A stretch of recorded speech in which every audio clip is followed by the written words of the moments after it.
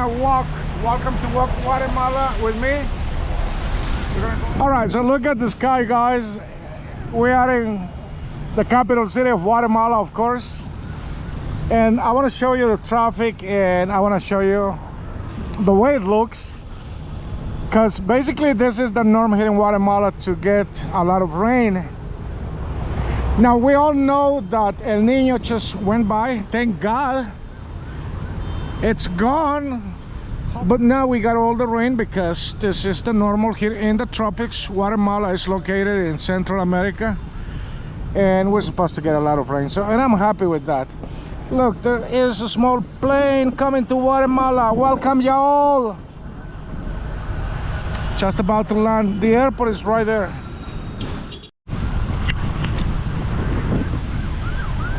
So by the way, I want to thank you all for supporting my channel. Thumbs up, subscribing, sharing as well. Thank you guys. Help me out with the ads too, because that's how I make a little bit of income. So this place is a shopping center here located at, let's see if I can recall the name of the street. Yes, I can. So it is Montúfar. Voila, there you have it. My memory is still working, thank God. So much rain, my hair is all wet. So by the way, I also recorded this video in Spanish, so if Spanish is your thing, or if you are engaged into becoming fluent, native like, by listening to my videos in Spanish, feel free to do so. But at the same time, like this one, and thank you. So traffic has been like this for the last 12 hours. Yeah, that's a horrible thing, right? So having the normal cycle of rain is a plus. And I guess everybody knows we are an agriculture society, and so therefore we are in need of rain, because otherwise, you know, food will be very expensive. All right, but with that in mind, we Guatemalans spend a lot of time stuck in traffic because of the blessing of water, and so we're always happy to get the rain. That's a plus, always. But then when we get a lot of rain, then we run into another issue, you know, floods. So whenever we get the floods,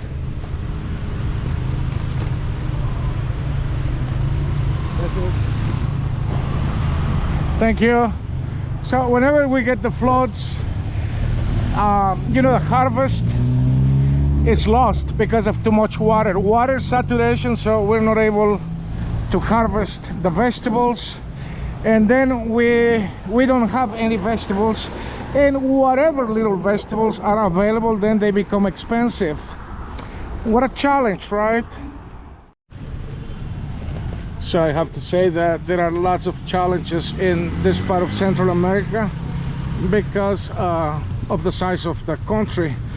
So the width of Guatemala, you know, from the Pacific to the Atlantic, it's no more than, I would say, 400 kilometers. So with those 400 kilometers, we get the monsoon winds and rain coming from the Pacific, and we also run into, you know, the humidity, the moisture that goes into the Gulf of Mexico, and then we may get a depression in the Atlantic, and voila, there you have it. Recipe for tornadoes, torrential rains, everything. And so actually we do have a name for that phenomenon here in Central America, and it's called Giro Centroamericano. So Giro is the Italian word for like the Tour, like the Tour of France, or Le Tour de la France. So that's how it is also written in Spanish, Giro. And that Giro Centroamericano affects Central America, and that's something that is impacting us today. As of today, that's going to continue to impact us, because El Nino is gone, but La Nina will be here soon. So we're going to talk a little bit about that and infrastructure and how we're coping with that. And so come with me. All right, and so a lot of you may be thinking, well, if you guys already know what's coming your way, why aren't you prepared? We have a small problem. Houston, do you copy? AKA corruption. That's the problem. And not only corruption, but also because I think we're also lacking the know-how. And so I guess, you know, a lot of people go into working and, you know, poised to be someone with the qualifications, I guess, to work on the remedy on how to prevent disasters. But honestly, I mean, we Guatemalans, we don't know the qualifications, so we don't know what they're capable of doing. And look at that big plane. So the airport is also right here.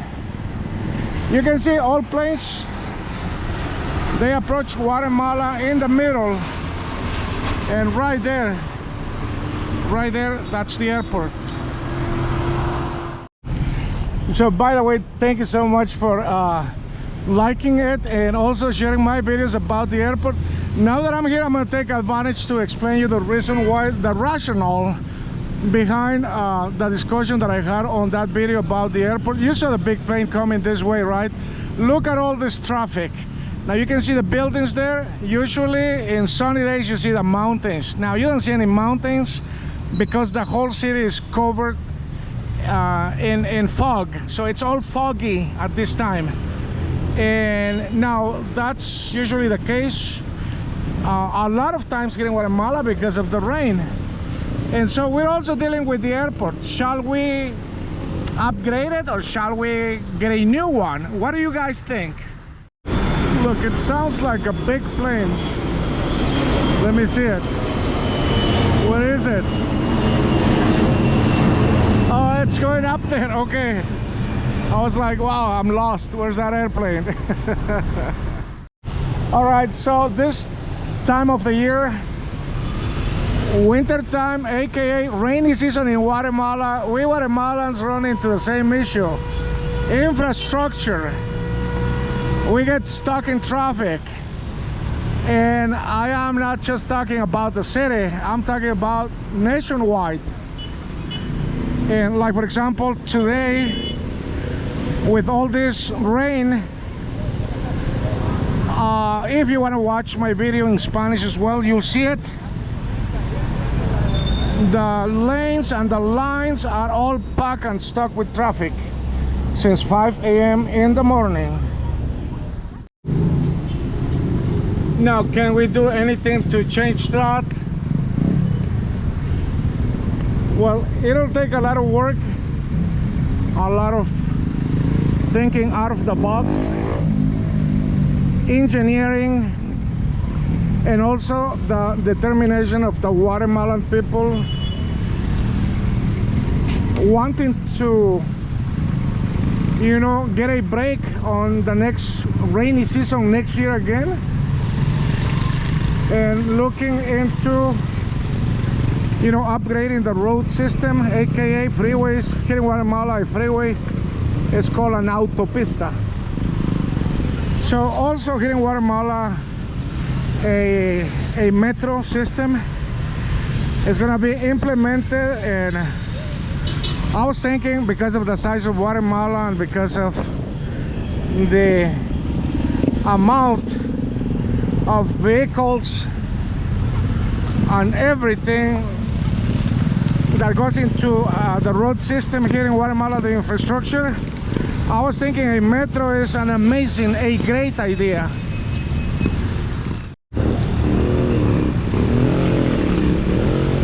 Well, and so the good thing is that a metro line has been announced already, and so we're walking basically, you know, the stretch of that line, because it's meant to be built in between Misco and Obelisco. So let's aim for the best, and let's hope that it's gonna be built. It ought to be built, because you know, look at this. This is insane. All right, let me mention, just in case before I forgot, in between Misco and Obelisco, you know, the stretch is about 6-7 kilometers. That's about 2.5 miles. All right, so driving 2.5 miles here in Guatemala from Misco to Obelisco, but at this time, because everybody's going home from Obelisco to Misco, that's gonna take 2 hours. 2 hours, can you believe that? Every day. So a 2-hour ride for a distance of 2.5 miles. I mean, isn't that insane? What kind of living conditions are those? And then let me tell you, just to top it off, in the morning when they're coming from Misco to Obelisco to work, well, that's an additional 2 hours. So it's 4 hours wasted. Now I know that some time has to be used when coming to work. I mean, I understand that, but 4 hours, I mean, it should be at least 1.5, right? Well, max 2 hours. You know, 1 hour on the way to work and 1 hour on your way back home. That's what I'm thinking. That should be normal.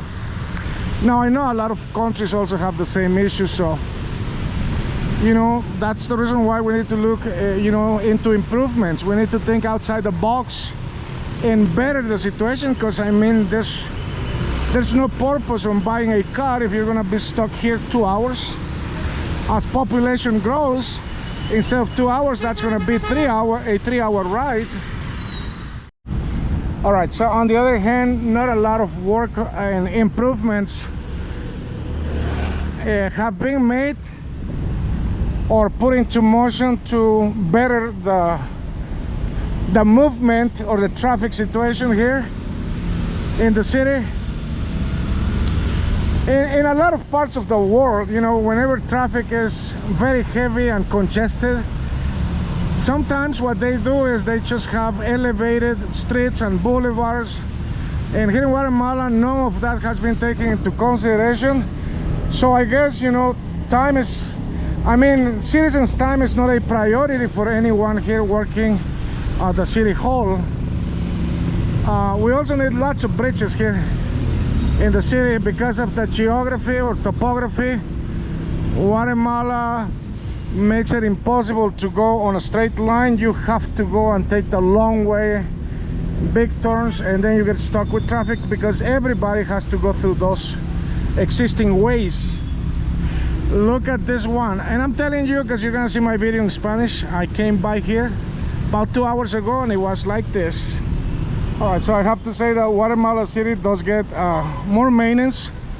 I mean, it may not be the highest standard maintenance, but we do get more maintenance. I don't know if you see the airplane. There you have it, right there. Now, in the rest of the country, however, that's not the case. Now, we knew El Niño was going to end. We just did not pay any attention. No attention or whatsoever, you know, having someone go check the network system, the road networks here in Guatemala, and making sure that everything was, you know, looking good, because winter was coming, and winter is rainy season, and we know every year that we get a lot of rain, but it wasn't done. So there were no preventive measures, you know, just kind of try to foresee the upcoming event of, you know, the rain being just around the corner, but nothing of that was done, and now we're suffering and paying the consequences of having an interrupted road system in order to communicate with the Pacific coast, aka the south of Guatemala. So knowing the geography and knowing exactly how, you know, the rain works here, because that's no secret, we all Guatemalans know that we're gonna be getting soaking wet every year. We also know that some rivers are gonna be overflowed. We also know we're gonna be having floods, and we also know that we're gonna be losing plantations, that we won't be able to pick up the harvest. So a lot of things that we already know, because this is where we live and we know that the rain, the land, and yet every year, you know, people go through the same thing. And when they are asked, so have you been impacted, you know, what are the losses, and they said, well, you know, we lost everything again just like last year. So there should be some kind of improvement there, right? I mean, if it's happening every year, maybe the construction, you know, maybe the home has to be constructed a little bit different. That's what I'm guessing. Now, of course, I'm not advising anyone, because I am no one to be advising, but, or the other option would be, like I was watching the news and the reporter was asking this man, so how long you been going through this thing? And he said, for the last 25 years. And I'm thinking, because I'm looking and I'm thinking, well, why are you still there, right? 25 years? You should have gone left with the first one. I would have. And then one day, finally, they say, well, it is enough. Lewis has got it right. We go through the same thing every year, and this is no way of living, so we're gonna leave everything behind and we're gonna go. And where do you think they're going or coming? Well, 99% of them will be heading to the city. Now the other 1% may go elsewhere, and that's when we end up with a lot of people, and that's the reason why the city just keeps growing. Now it is estimated that by 2050, that's about 25 years from now, Guatemala City is going to be hitting about 10 million people population. Now imagine that. What kind of life you think that's going to be? So here in Guatemala, we have a humongous task. We need to get people to work, to think about the future. I mean, did I mention that it takes about 3 hours, you know, whenever it's raining, to move from Obelisco to Misco? Now imagine in 25 years from now, with 10 million people in this city, what kind of life is that gonna be? I guess at that moment, a lot of people is gonna be telling us, so if you're stuck in Guatemala City and nothing is improving, why don't you leave? And I guess at that moment it's gonna be the inverse. But I also know that the rest of Guatemala is gonna be populated as well. So guys, we need to start thinking about the future. What do you guys think? Oh yeah, that's what she's telling me. Yeah, people cannot drive, right? Ya no se puede circular, ¿verdad? Ya no se puede, Es un caos, ¿verdad? Ok. Vengo caminando desde aquel esquipe que está para terminar. Ajá. Vengo caminando. Gracias. Bueno, gracias por la información. Con cuidado. Buen día. All right. So look, that's what she's telling. She's precisely saying what I'm saying. It's impossible. You cannot move in Guatemala City. Look at this. I'm telling you, 5 a.m. in the morning, this is how the traffic was at 5 a.m. I went out around 10 a.m. and the traffic was like this. Then I came out to make a video in Spanish. Around 2 p.m. in the afternoon, the traffic was like this. It's gonna be 7 p.m. and look at the traffic. And so the lady was telling me that she's coming from the terminal because she wanted to get on a taxi, but the taxi was not moving. Impossible to advance. All right, well, I'm so happy that she came and backed me up, because I know a lot of people are gonna say, oh, you're just whining, it isn't that bad, stop complaining. Well, you know, wait 25 years from now. All right, 6 p.m. in the afternoon now, so officially 13 hours of congested traffic going nowhere.